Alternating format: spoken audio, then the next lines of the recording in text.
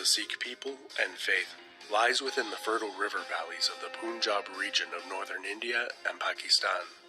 For thousands of years, the Punjab has been the battleground of kingdoms and empires. The Sikh faith was established in the later 15th century by Guru Nanak. He was the first of 10 Sikh gurus who were spiritual leaders during the religion's formation and rapid growth. Beginning in the early 16th century, the Punjab, as well as most of the Indian subcontinent, was conquered by the Mughal Empire. Mughal emperors claimed descent from Tamerlane, as well as Genghis Khan, and inherited their ability for conquest on a massive scale. For many years, the Muslim Mughals were largely tolerant of India's numerous religions. In 1567, the Emperor Akbar joined the Sikhs for a meal at a community kitchen called a langar, where a free meal is served to all visitors, regardless of religion, caste, gender, or ethnicity. Afterwards, Akbar met with the third Sikh guru, who he had a very favorable impression of. As the Sikh faith continued to grow, later Mughal emperors viewed the gurus as a potential political threat. After the fifth guru was executed for not following the emperor's orders, the Sikhs began to arm themselves. Numerous battles were fought between the Sikhs and local Mughal governors in the Punjab, who sought to disarm them. Tensions subsided as the Mughals became embroiled in internal dynastic conflict, until again, in 1675, the ninth guru was executed for not following the orders of the Mughal Emperor Aurangzeb. The slain guru's son succeeded him. Gobind Singh, the 10th Sikh guru, further militarized his followers, forming the Khalsa warrior community. Upon being initiated into the Khalsa, the name Singh, meaning lion, was adopted as a family name by all male warriors. Gobind Singh continued the struggle against the Mughals and at times took refuge in the forests and mountains northeast of the Punjab. Aurangzeb brought the Mughal Empire to its maximum territorial extent, but its vast armies were diminished, and its treasury depleted by the time of his death in 1707. As Gobind Singh traveled to make peace with Aurangzeb's successor, he was assassinated. Before passing away, he ordered that the Sikh holy scriptures, the Guru Granth Sahib, would succeed him as the final eternal living guru. During the following years, the Sikh Khalsa armies, under the leadership of General Banda Singh Bahadur, carved out a short-lived state in the Punjab. The hereditary aristocracy of the Punjab was abolished, and property ownership was granted to anyone who tilled the soil. After a siege, Banda Singh Bahadur was captured, tortured, and executed by the Mughals. The Punjab was reconquered, and many Sikh soldiers and civilians were massacred. Surviving Sikhs again fled to the forests and the mountains, and waged a guerrilla war against the Mughals. By the early 1730s, the exhausted Mughals made peace with the Sikhs, and allowed them to return to settle their land and a degree of self-rule.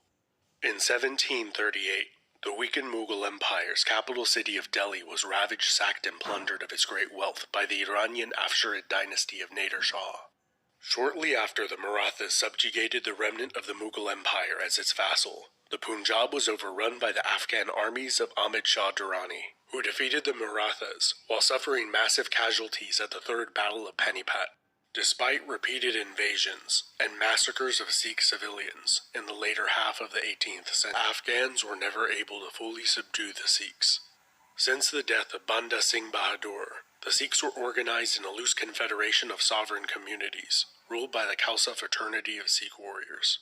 After gaining control of the eastern Punjab, these small states began fighting against each other whenever not threatened by the Afghans, until they were all united by the 20-year-old warlord, Ranjit Singh. In 1801, he was crowned Maharaja of the Sikh Empire. He repeatedly defeated the Afghans in major battles, driving their armies out of the Indian subcontinent as far as the mouth of the Khyber Pass. During his 38-year-long reign, Sikh control expanded over the entire Punjab and to the north and south. The empire was prosperous and internally peaceful. His inclusive reformed government and military included Sikhs, Hindus, Muslims, European military experts, and soldiers of fortune. The army was rigorously trained and modernized, especially in the use of artillery. The Sikh Empire only lasted for 10 more years after Ranjit Singh's death. He had maintained peace with the British East India Company, while it had conquered the Hindu Maratha Confederacy to the south. The next 3 Sikh Maharajas that succeeded Ranjit Singh were all assassinated. The empire was thrown into turmoil As the next Maharaja was a young child, the Sikh army doubled in size and assumed much of the practical control of the empire. A British observer at the time described the empire as being ruled by a dangerous military democracy.